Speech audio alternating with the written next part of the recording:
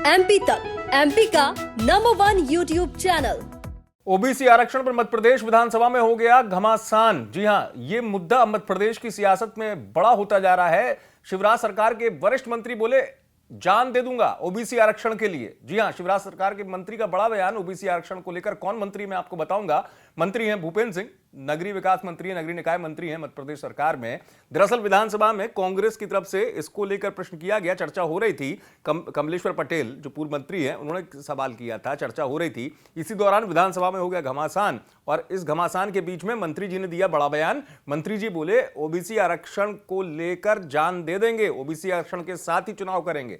अब इसके बाद बात यही नहीं रुकी। विधानसभा में हुआ जो वो ये था कि कमलनाथ और सीएम शिवराज का भी आमना सामना हो गया। कमलनाथ ने कहा, कांग्रेस के प्रदेश अध्यक्ष कमलनाथ, नेता प्रतिपक्ष कमलनाथ बोले कि हमारी तो मंशा रोटेशन को लेकर थी कोर्ट जाने की, सरकार अपनी मंशा क्यों नहीं बताती। सरकार के वकील ने क्या आदेश या सरकार ने स्वीकार लिया था कि अगर ओबीसी आरक्षण पर रोक लगाई गई थी।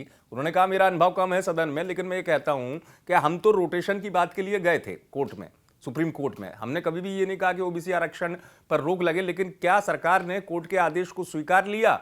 क्या सरकार ने के वकील ने अपनी बात क्यों नहीं रखी? और अगर ऐसी स्थिति है तो एक सर्वमान्य तरीके से प्रस्ताव बनाया जाए कि दोनों ही दल कोर्ट में जाएं, फिर से एक साथ जाएं कोर्ट में और बात करें इस ओबीसी आरक्षण को लेकर। अब आपको बता दूं कि इसके बाद सीएम शिवराज ने भी बड़ा जवाब दिया।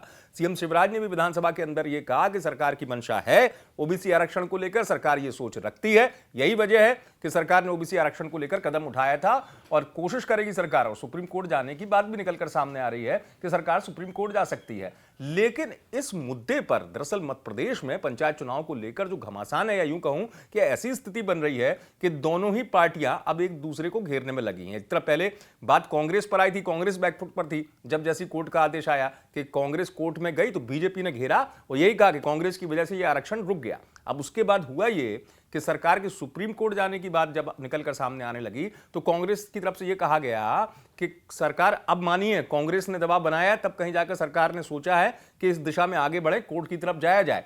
लेकिन कुल मिलाकर मध्य प्रदेश की सियासत में अब सवाल यह उठ रहा है कि पंचायत चुनाव पर किस तरीके की स्थिति बनेगी, क्योंकि जिस तरीके से असमंजस बन जाता है हर बार इस आरक्षण की स्थिति को लेकर। अब अगर सरकार कोर्ट जाती है या जो बीच में आदेश आ जाते हैं तो कुल मिलाकर जो है वो घमासान की स्थिति मध्य प्रदेश में बन रही है। इसी बीच में बयान भी सामने आ रहे हैं सियासी तौर पर जो निकलकर यही बता रहे हैं कि दोनों ही पार्टियां, चाहे कांग्रेस हो या बीजेपी हो, इस मुद्दे पर जमकर एक दूसरे को घेर रहे हैं। और इन सबके बीच में बड़ी बात यह भी है कि पंचायत चुनाव को लेकर मध्य प्रदेश में प्रक्रिया चल भी रही है, नामांकन भी चल रहे हैं, घमासान भी चल रहा है।